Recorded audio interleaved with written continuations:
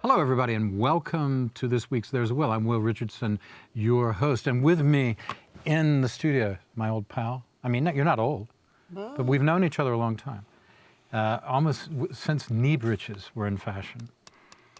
A lot of people won't know what knee breeches are, but we do. Yeah, they go together with those long checkered socks. Absolutely. That's the only time I wear them, those checkered socks. Ivo Bender. A pleasure to be here. Yeah. It's a shame we don't have a large studio audience to give you the applause that you deserve, sir. Well, I'm sure that people are cheering in front of their TV sets. I'm sure they are, too, as we reach every home in Poland with this show. Did you know that? We did. And how many homes actually are there in Poland?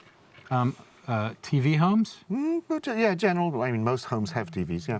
13 million. Yeah. That's a lot. I was going to say 10, but it had 13? I thought that was too little. Yep. Yeah. 13 million homes. And we reach we insinuate ourselves into almost every home with our English-speaking show about subjects related to not only Central and Eastern Europe, but the world at large. But today, we have a special topic because a lot of strange things have been happening with the war, almost indecipherable. And you talk about an enigma or whatever.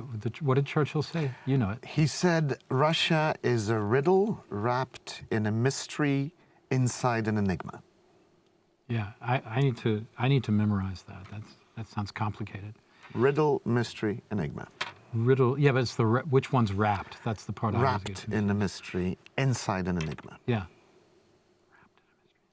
I think I can probably remember that now. That Churchill was a clever guy, wasn't he? Yeah. He knew a thing or two. Yeah. Yeah, he's not popular now. Not really, no. No. Because he smoked, you know. Yeah, I know, and people are so anti-smoking today that anybody who smoked in the past is pretty much canceled. Is erased. Yeah. Yeah. You can only smoke if you're a rock star, but he, unfortunately never learned the guitar. That he was a good painter, actually. Yeah, and a great writer. Let's face it, his History of the British People is quite a book. It's a good read. Smart guy. Yeah, he's amazing. Well, too bad that he, sold Poland to Stalin, but, otherwise. Yeah, apart from that, he was a good guy. Yeah, apart from that, that's it's a tiny little... Roosevelt was helping him. Well, Roosevelt was just... Roosevelt was almost dead. Clueless. He was almost dead at that point. And Stalin was sitting there like the cat who got the cream. We are actually at this point, I once had a chance of being in a meeting with his son, Roosevelt's son. Mm-hmm.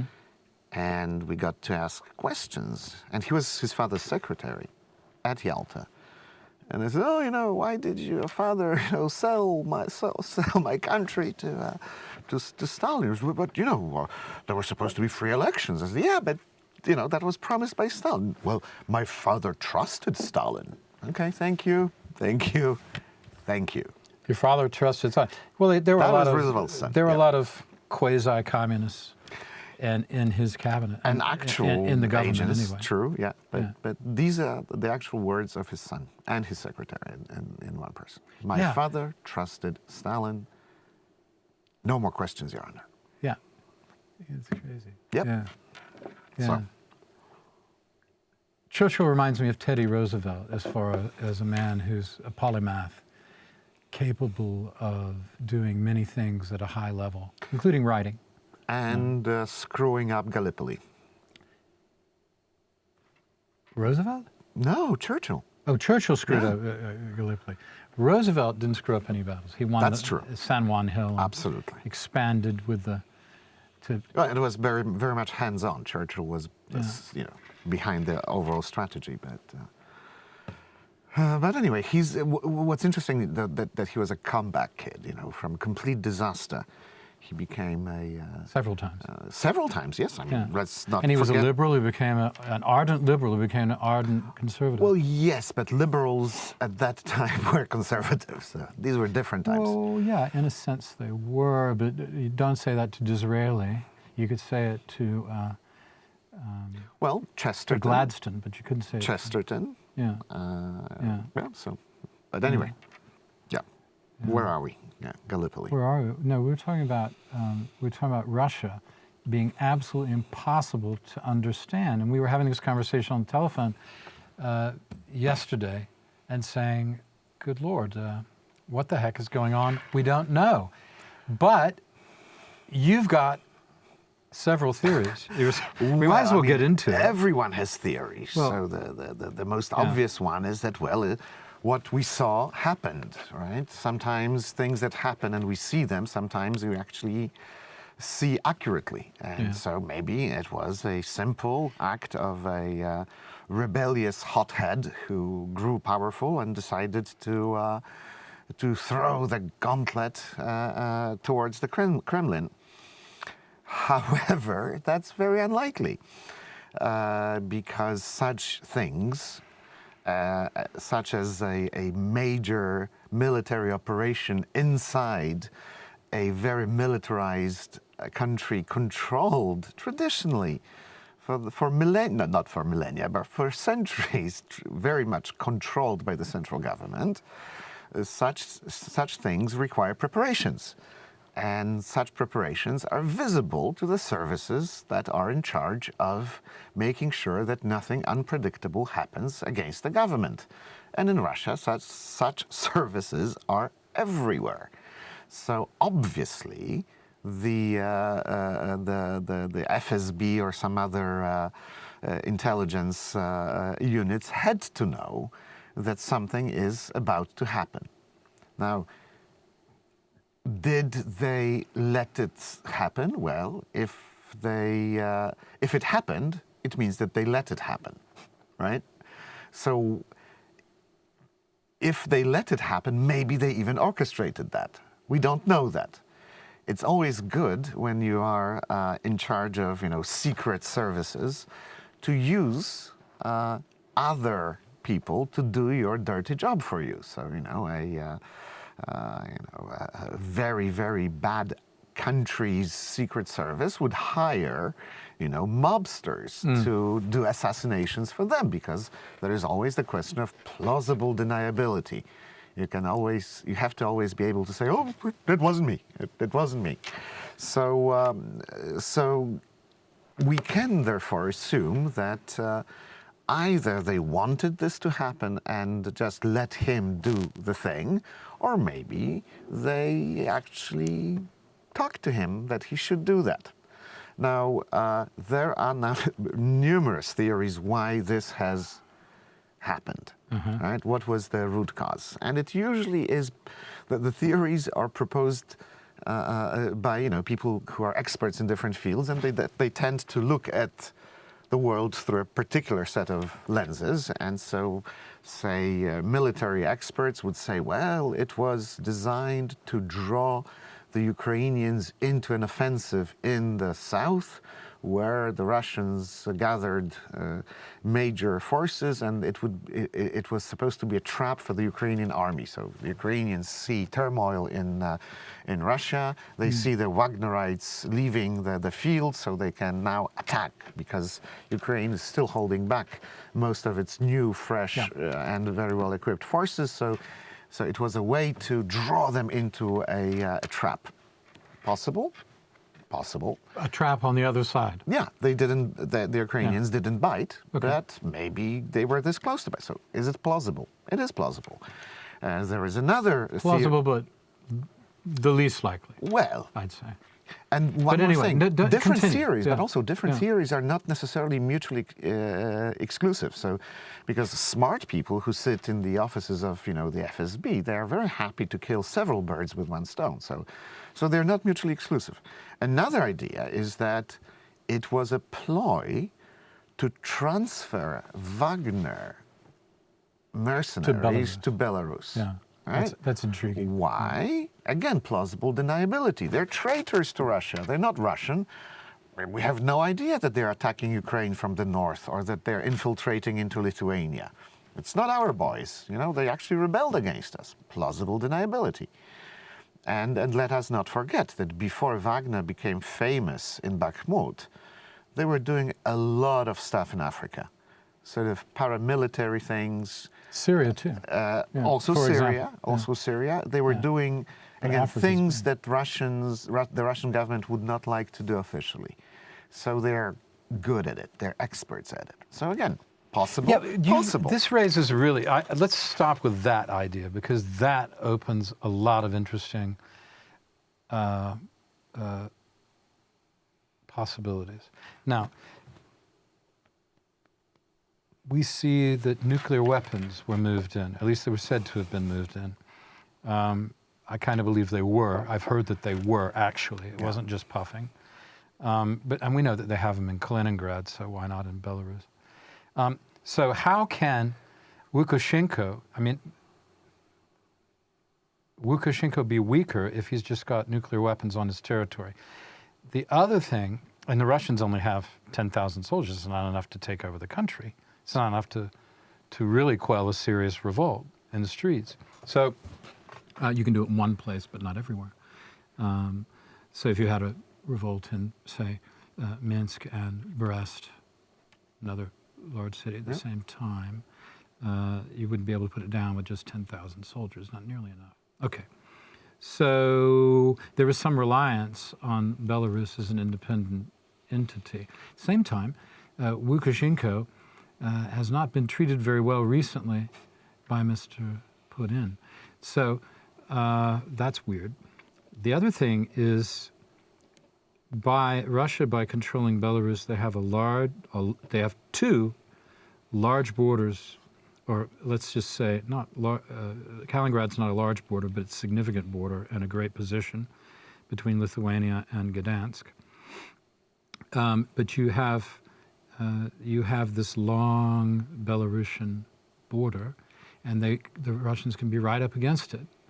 Correct. Pushing those immigrants across the river by themselves, the Russians could be. We know that it happened, and it was a prelude to the war. It was supposed to confuse and embarrass Poland. It did not work. But yes, Lukashenko has nothing to say. He's now a total puppet. Yeah. So if he has nothing to say, why is he mediating? Why would he be trusted to mediate? How can he be an effective mediator, really? I think it And was. what dream does that work? I think again that points to the fact that it was a so-called montage of the Russian secret services, because Lukashenko does not do anything by himself anymore. He has no agency. Total puppet now. Yeah. So putting. Okay. So it goes back to the point I just made. They only had 10,000 soldiers now. That they put Wagner there, their toughest guys. Now they really do control. It would be Belarus, much easier. which was your point exactly, not kind of. Of course, if they are really relocated there. We don't know that. There are so many question marks there. So it's a chess game on. It's like Multiple, 5 different. Yeah. It's a layered chess game. Yes, and of course there is another one. It's a layered chess game. There is another one that says that that FSB are tired of Putin because he was acting against them, because he blamed them for intelligence failure before the war.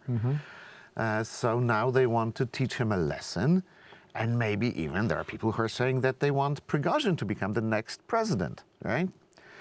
So they make him into a folk hero who spoke truth to power, and is a true Russian who swears and tells it like it is. Oh yeah, no, he's a populist, man of the people. Absolutely. A Spartacus. Yes. In a sense. So that's again a possibility, right? There is another theory. And what's the next one? Similar one is that basically it was a warning to Putin by the FSB not to mess with them, without designating Prigozhin as the heir apparent, and that you took the words right out of my mouth. Heir apparent. There you go. And instead, perhaps it's a way to install a certain gentleman by the name of Dumin, who is he's a former deputy defense minister who does not like Minister Shoigu, and has been apparently a very good government of the Tula region. Tula, that's where they make famous Tokarev guns. Okay. And some of ours. So anyway, Which you can't have one without the other. Young guy, he's 50, sort of very, you know, as they call it in Russia, turbo-patriotic. And apparently he likes everyone. He likes Prigozhin, he likes the FSB, he likes Putin, he likes everyone. And everyone kind of likes him, so maybe he is, maybe we are witnessing the beginning of the succession. Just like, and it does not happen overnight. Let us not forget that the whole succession game between Putin and Yeltsin lasted for a couple of years, where they were propping up Putin, and Putin was making promises not to touch Yeltsin's family and his wealth. So perhaps we're seeing this, that we have a new guy. Elevating who, though? Well, this Tula guy, you know. As the head of the country? As the head of the country, yes, because, you know, obviously, you know, anyone who has eyes, you know, Russians are not exactly stupid people. They see that Putin got the country into a real mess. Enigmatic, not stupid.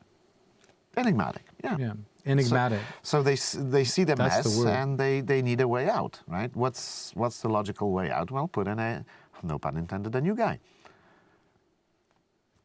And he can always blame his, you know, his predecessors. There was an old joke that when Stalin died, he left 2 envelopes on his desk for, you know, for his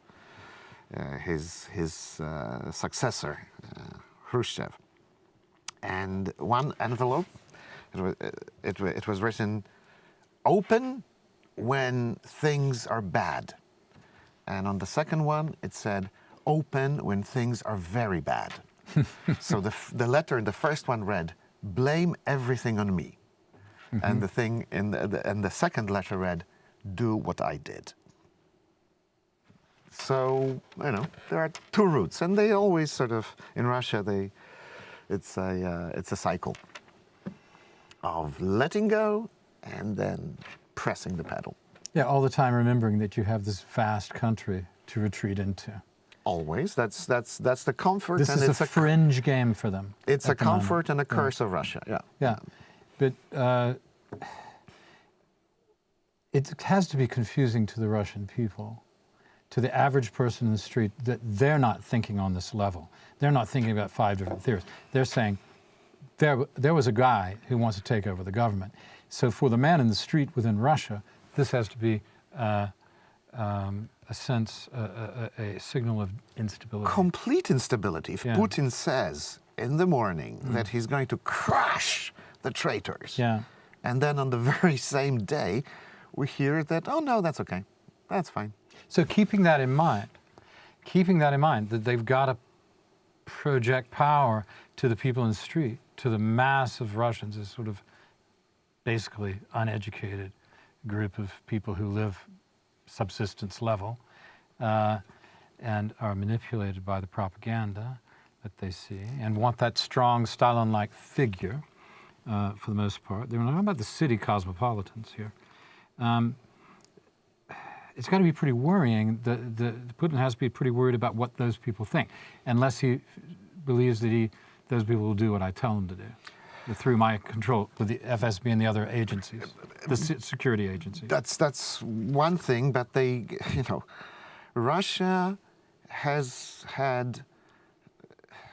been the closest to the most ancient form of government, God King, right? A God King rules because people see divine attributes in him. Yeah. The problem with a God King is that, as we know, humans are not gods.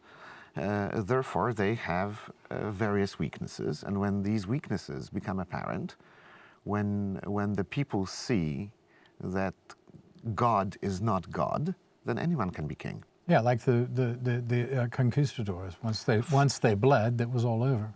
Yeah, I mean, it happens. I mean, this mystique was all over. So this is the moment when the God King lost his divine power, and so the game is on. How does that play against these theories? Is it possible that Prigozhin is a little bit mad, or even a lot mad, like that guy the very right-wing Russian leader who died in the last couple of years or so. Do you remember who I'm talking yes, about? of course. The National Bolshevik That Party. fellow. Yeah. Anyway, that figure existed, and we can't remember his name right now. It began with a Z, but or a Z, if you prefer. I prefer that, actually. Yes, If you don't mind. With that haircut, I knew you would. Well.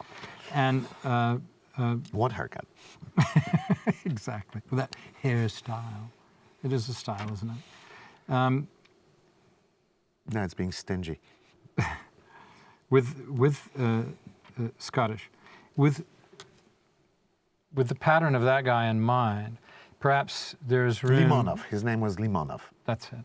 And it's not with a Z. No. I was thinking He was very Z before. Zanoniev or that guy. Yeah. What was that guy? It was with Stalin. Limonov. Yeah. So, where was it? Oh yeah. So there was that pattern. Maybe there's always been that pattern for the extreme nationalists, and Prigozhin is kind of in that area now. Yeah. And when you're losing a war, a guy like that. I mean, it's like, remember from your studies, you weren't there, but 1917. Remember? Right. Stalin was with them, but Lenin and particularly Trotsky stepped into that void. Trotsky organized things pretty well on the military front. Absolute genius in organization, and the Bolsheviks were able to eventually win the Civil War. It was a miasma of confusion, much like the one now, and a war was being lost, and a war had been lost with for many of the same reasons, disorganization and corruption amongst the military, inability to supply, conscripts who didn't know why they were and didn't want to fight, didn't know why they were fighting. We had an empire. We were here. Yep. We're here. Why are we fighting for our own, place? And the Tsar, again, God King, lost his divine attributes. He lost it. And so we see that input. And this is another thing to remember is there is just a series of these, as you put it, God kings, God leaders in Russia ever as far back as you want to go since the Mongol invasion. Yeah, and they're the ones 1240s that they follow, and the Russians look to that. That's the model that they understand generally. A friend of mine in Kiev, when I first went there in 2005. There was the first year they opened up with no visas. I said, when they open up no visas, Russia too, when they open up no visas, I'll go a lot. But I'm not going to go have a visa and people bugging you all the time.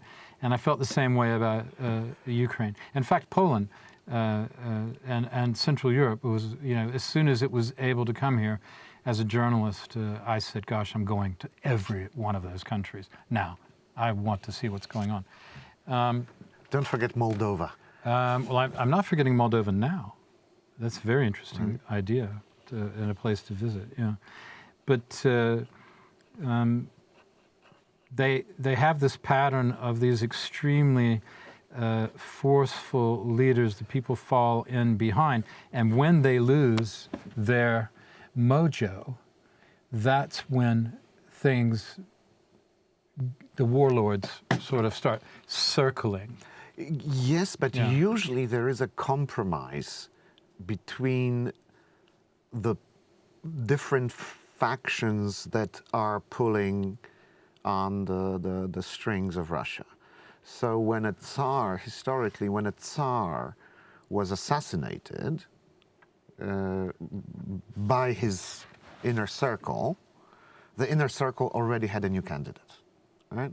When a Tsar is assassinated by a rogue revolutionary, well, that is a different story. But several times in Russia's history, we had a situation in which there was already a compromise between the powerful, and there was a succession plan. So I think that we're seeing the beginnings of that right now. That the really powerful people in Russia, especially in the security sector, so to speak, they have made the decision to slowly, gradually, with dignity, not like Ceausescu, get rid of this guy and replace him with a different guy. What a Time will tell. Perfect place to stop.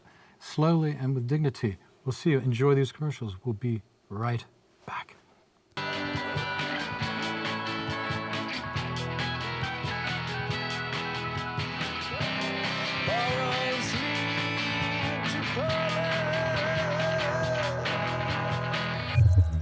Thanks everybody for watching those adverts and coming back to us full of curiosity about what we're going to say. And we have something very interesting to talk about off the bat. The Russians have mined the nuclear power plant at Zaporizhzhia. We all know that. I heard about this before it was in the news through people out there. Through miners. Yeah, the miners themselves. Yeah, they were over 18. Ah, Yeah. Not the type of miners I meant. I meant those who dig coal. That's not that This is kind a of. It's terrible not that joke. kind No, of that's not mining. even- What's the matter with you? Stop it. It's not that kind of mining. This is and I don't mind what you say. Awful. If we're going to go there. We'll edit that out. No, we're going to leave it in. We're going to leave it in. Definitely. No, we're going to edit that. No. A friend of mine, a colleague, who's reporting now for another station, was out in Kherson, and I saw him post a couple of things. So I wrote to him, I said, what are you doing? Have you seen the flood damage? What's going on? He said, yeah, I've seen the flood damage, and it's pretty bad, and there are not a lot of people about. And the smell is absolutely horrid. He said the smell is just unbelievably rank and horrid. So that's one thing you get with, but it's nothing compared to the smell that would occur after some kind of nuclear incident. I've heard other people talking about, people that I respect, in the news talking about the possibility of both reporters and military people, and over a wide variety of affiliations, countries. And they seem to think that the possibility of a nuclear incident is really heightened by what's happened in Russia and the instability. Now, as we've just been going through in the first half, it's hard to know how unstable things are, but it doesn't look good.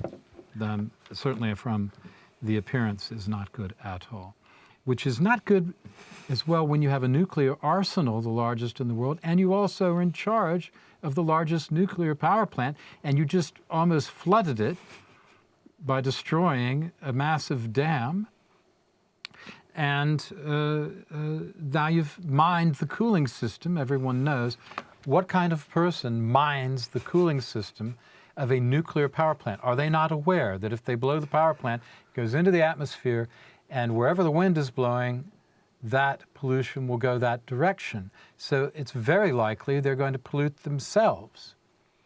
No, because people who make such decisions have very nice shelters, and they're far from the south of the country, they're far from Ukraine, and nothing will happen to them.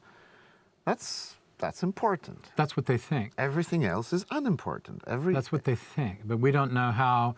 It depends on how bad the accident is and how quickly the prevailing winds scoop it up. What about the rain? The bringing leaders it down? don't care. They don't care. Yeah. They literally don't care. It's a power struggle. I mean, that they in just a sense, wouldn't Russia care. is a country occupied by its own government, okay? Mm-hmm. And has been since at least the Bolshevik Revolution. That's what it is. And there was a brief period of sort of relaxation under Yeltsin, but since it was also a time of economic turmoil, people said, "Oh no, we actually prefer the older system, right?" Because there's some sort of semblance of stability. But there is no stability. But we know there's no stability except for the people running it. Okay, but that goes back to your rank and file. they were not able to be patient enough to see it go through as it did in other Central European countries because the kleptocracy didn't let it happen. Yes. And they were also backed by numerous Western Yes. interests. Yes. Unfortunately. Yes. But true. So in a sense, the West... That was not pure either. Well, of course, the West lost Russia, but was it even possible not to lose it? Supposedly even Putin was at first willing to maybe put Russia in a more sort of Western direction. Who knows? I think... Well, that was at the time. I think it's a that. tragedy of Russia that they have this,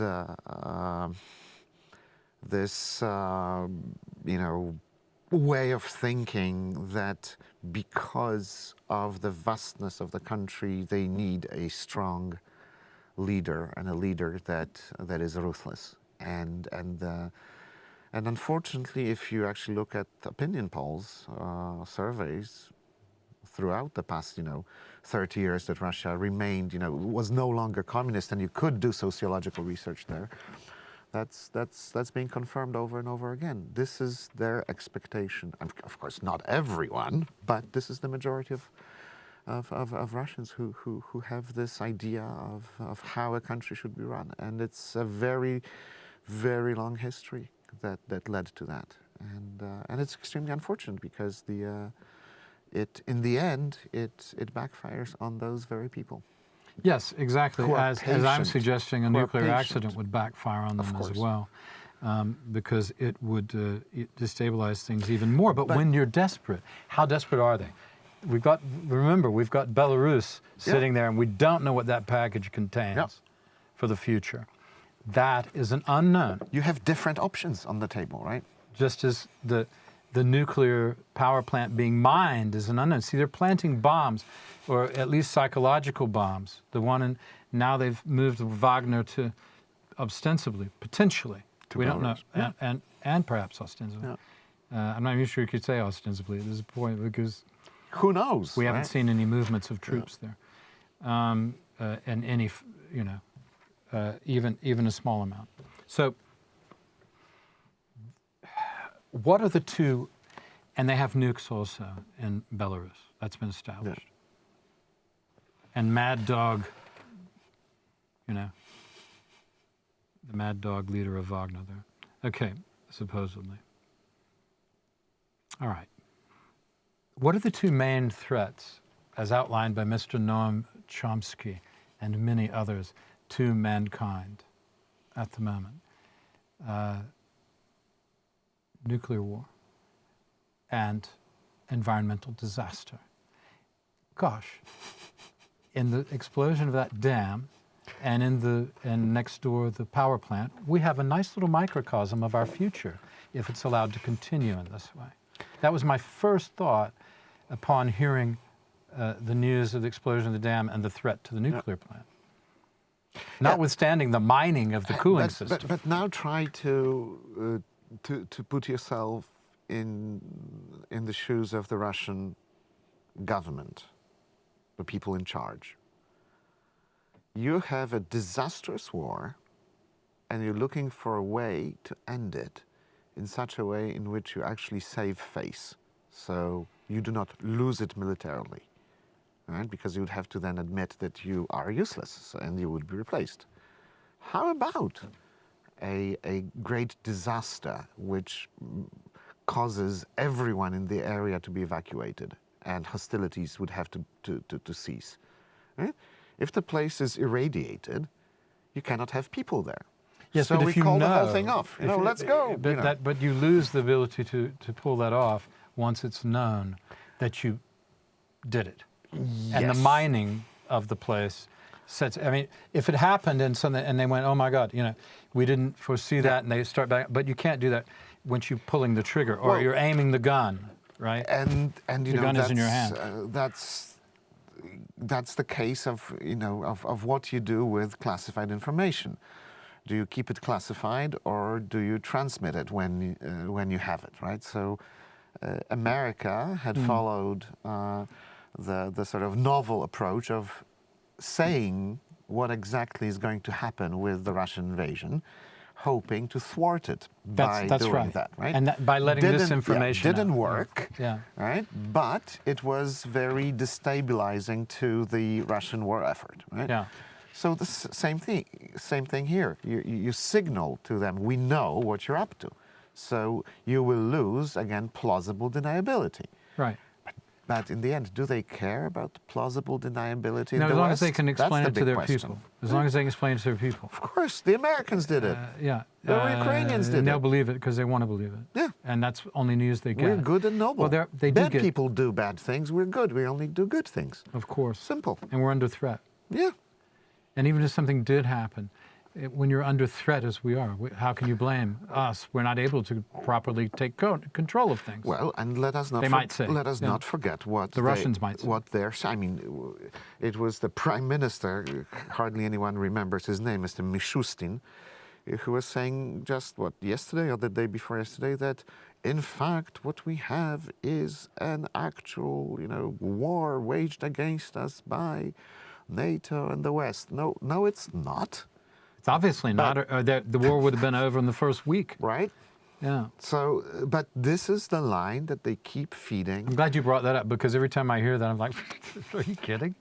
This was NATO. Yeah, well, the joke was that we've been fighting NATO for over 400 days. We've lost 100,000 people, and what about NATO? Well, they haven't shown up yet. Yeah, they haven't lost anyone. So, not official. But that is the line they're feeding. Yeah. This is an invasion of Mother Russia. They're trying to. It's like a lot of politicians are really reenactors. So they try to reenact the Great Patriotic War because that worked. Okay. The Great Patriotic War being World War II. World War II in the Russian, because in Russian lore. In Russian history, World War II does not begin in 1939, because that would remind people that they actually invaded Poland together with Hitler. Mm-hmm. So no, it only begins when Hitler invades the Soviet Union. So that's why it's called the Great Patriotic War, and they really use Great it. Patriotic. Yes. And this is the replacement of. This is what they replaced religion with. This is what they idolize. This is what they compare themselves to, and this is what they try to reenact now. Yeah, like the Civil War reenactors in the States. They try to put on the old uniforms. Only they have an actual war. They they're actually have an reenacting actual war, but that they're reenacting. Yeah. To recapture. And they're trying to say this is the same. Of course, it's a joke. Sad joke. It is a joke, and I'm glad you said joke. You used that word because to me, there's something so surrealistic. It's like a farce at this point. It's a pointless farce on the Russian side, and it's almost as if your opponent is running around, stopped wrestling, and is just running around going like this with a machine gun in their hand. So, and you don't know what's happened. Again, do you see what I mean? This is yes. Does that play? Well, let's put it this way. Yeah. I am not surprised because I had the dubious honor of being raised under communism, where the Russian way was everywhere. Yeah. And we were constantly laughing at the idiocy of these people, but at the same time, these people, used their guns. They were brutal. Every once in a while. Yeah. So you have clearly mental people with guns. That's not a good thing. And hardly anyone took them seriously in a sense of buying into what they're saying, because this was so clearly divorced from reality. But at the same time, there was the ultimate argument of the kings, the canon. So what do you do? All right. Or the tanks. Yeah. Well, tanks are just cannons with, That's right. But they tracks. Yeah, they use their mobile cannons, their cavalry and artillery to enforce. And if you've ever been to Legnica, which was called Little Moscow. It's a town, as you know, well know, but some of our viewers won't know. Legnica is in western Poland. It's north of Wrocław. And it was called Little Moscow, and it was the headquarters of the Russians. And boy, did they make a good job of destroying a beautiful city. You go there now, it's like nothing's been improved. Very little has been improved. It was so depressed and destroyed architecturally, emotionally, psychologically, physically by the Russian occupation that it's still trying to recover today. Yep. Still trying to recover. Some sense of what it is to be a city and have an actual, which is a 1,000-year-old settlement, Yep. To have a sense of its identity, original identity. Actually, on that note, there is another connection, because Legnica was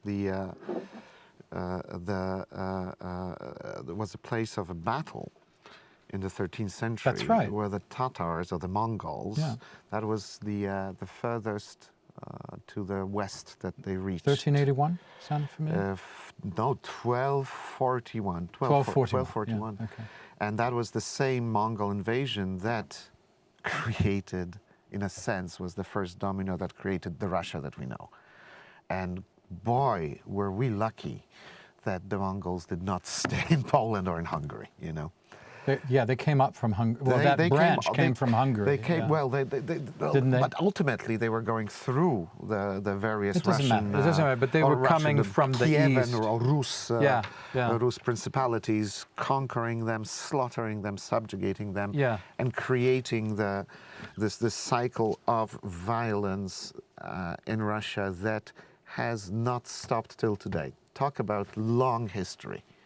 There's an excellent little museum at, is it called Pola Legnica, something like that? Psiepole. Where a museum in an old church, chapel, small church, which is absolutely brilliant about that battle. No,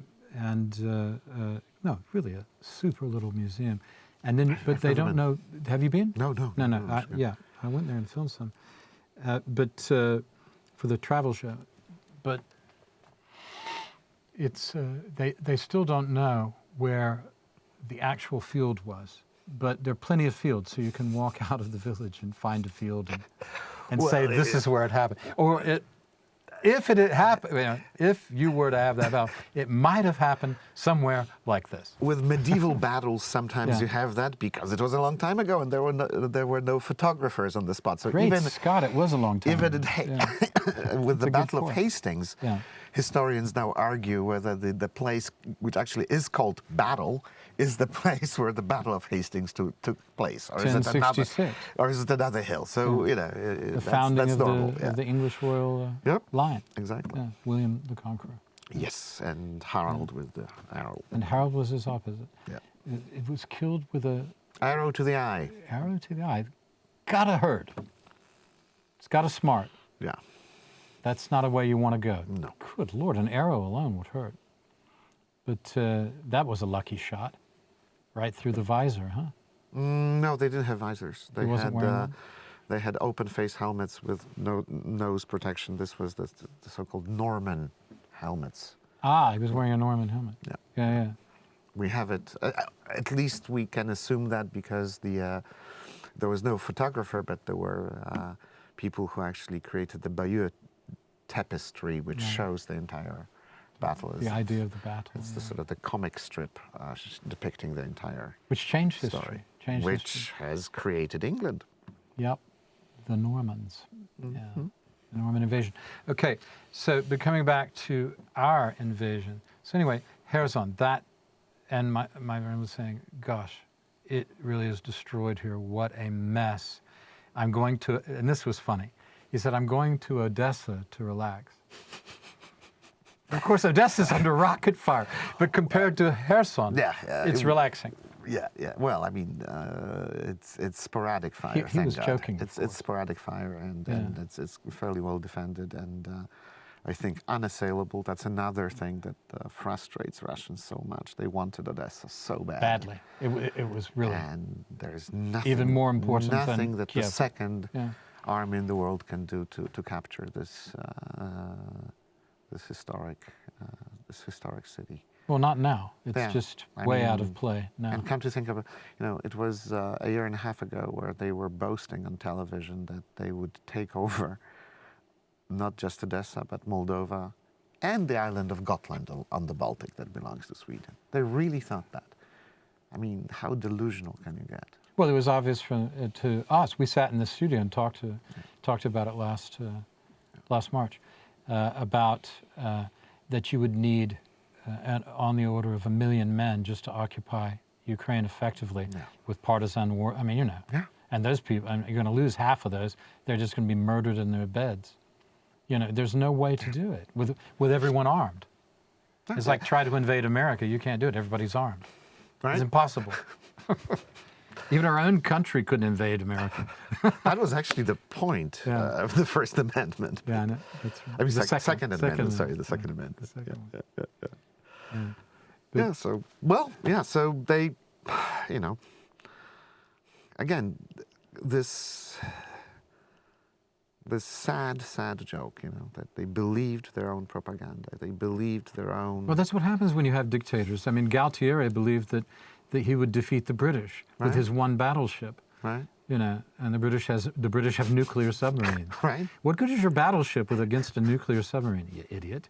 And Harrier jets. Besides, you should have asked nicely before you invaded, that territory.